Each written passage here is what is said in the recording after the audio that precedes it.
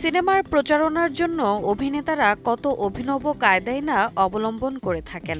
এই যেমন বলিউড তারকা আমির খান সিনেমার প্রচারে ছদ্মবেশে ঘুরে বেরিয়েছেন বিভিন্ন স্থানে।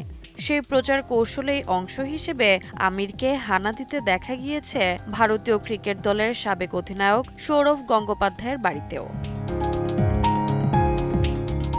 কিন্তু টলিউড তারকা ঋত্বিক চক্রবর্তী সিনেমার প্রচার নিয়ে হলেন বিতর্কিত। ঘটনা হলো, সম্প্রতি ঋত্বিক সোশ্যাল মিডিয়ায় এক ভিডিও পোস্ট করেন। সেখানে দেখা যায় আচমকা এক দুর্বৃত্ত ঢুকে পড়ে ঘরে। গৃহকর্তা চিৎকার করে উঠতেই ঝাঁপিয়ে পড়ে সে দুর্বৃত্ত। ধস্তাধস্তির মধ্যেই শেষমেশ দুর্বৃত্ত উধাও।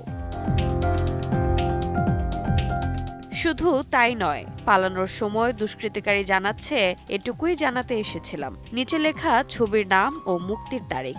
এই ঘটনার সাথে নেটিজেনরা মিল পাচ্ছেন সাইফের সাথে ঘটে যাওয়া হামলার। নেট দুনিয়ায় সিনেপ্রেমীরা ক্ষোভ ঝাড়ছেন ঋত্বিকের ওপর।